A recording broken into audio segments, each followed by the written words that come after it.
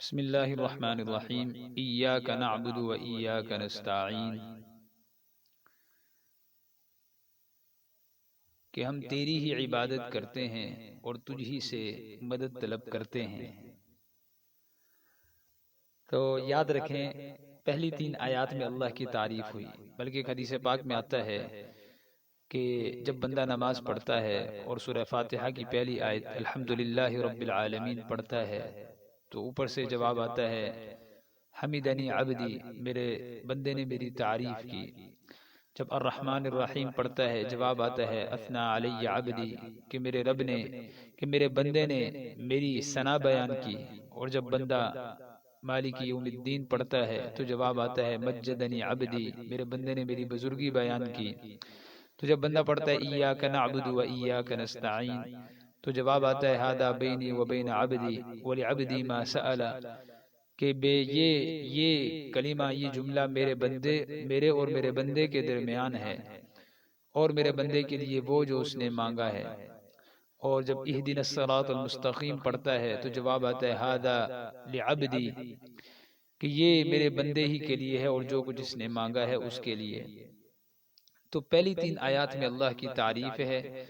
تو تعریف ہونے کے بعد اب اس آیت میں اشتراک ہے کہ جب تعریفیں ہی ساری اس کی ہیں، کیونکہ انسان پر 3 حال آتے ہیں، ماضی، حال اور مستقبل۔ تو ماضی اس کا بھی مالک اللہ ہے، حال کا مالک بھی اللہ ہے، اور مالک یوم الدین جب قیامت آئے گی تو قیامت کے دن کا مالک بھی اللہ ہی ہوگا۔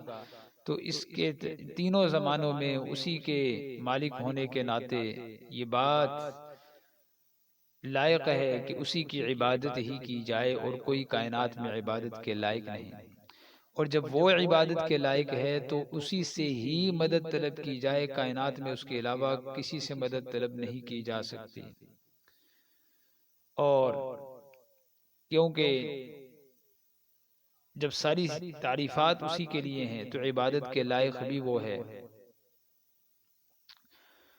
تو اس کا مطلب یہ ہوا کہ ہم تجھ ہی سے مدد مانگتے ہیں اور تیری ہی عبادت کرتے ہیں، یعنی کسی سے محبت اللہ کی محبت کے برابر نہ ہو، کسی سے خوف اللہ کے خوف کے برابر نہ ہو، کسی سے امید اس کی امید کی طرح نہ ہو، کسی پر بھروسہ اللہ کے بھروسے کے مثل نہ ہو، کسی کی اطاعت اور خدمت اور کام کو اتنا ضروری ہم نہ لیں کہ جتنا اللہ کی عبادت، وہ اللہ کی عبادت ہر خدمت اطاعت سے مقدم ہے۔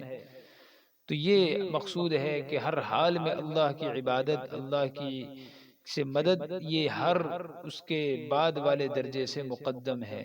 یعنی جیسے والدین کی خدمت کرنا ایک بہت بڑی نیکی ہے، لیکن اگر ایسا وقت آ جائے کہ اللہ کی نافرمانی کرنی پڑے تو وہاں پر اس کی اجازت نہیں ہے کہ انسان اللہ کی نافرمانی کر کے والدین کی اطاعت کرے۔ اور پھر اگلی آیت میں ہے اہدنا الصراط المستقیم، کہ ہمیں سیدھا راستہ دکھلا۔ تو یہ ہمیں ہمیشہ کے لیے یہ دعا ہمیں سکھلا دی گئی اور اس کی تعلیم دے دی گئی کہ سیدھا راستہ کون سا ہے؟ صراط الذین انعمت علیہم، وہ ان لوگوں کا راستہ جن پر تو نے انعام کیا ہے۔ تو سوال پیدا ہوتا ہے کہ وہ کون لوگ ہیں جن پر اللہ نے انعام کیا ہے؟ تو فرمایا کہ قرآن پاک کی اسی آیت کی تفسیر 5ویں پارے میں ایک آیت ہے وہ کرتی ہے کہ اولئک الذین انعم اللہ علیہم من النبیین والصدیقین والشہداء والصالحین، کہ یہ ہیں وہ لوگ جن پر اللہ نے انعام کیا ہے، وہ صدیقین ہیں، شہداء ہیں اور صالحین ہیں، یعنی ان کے راستے پر چلا۔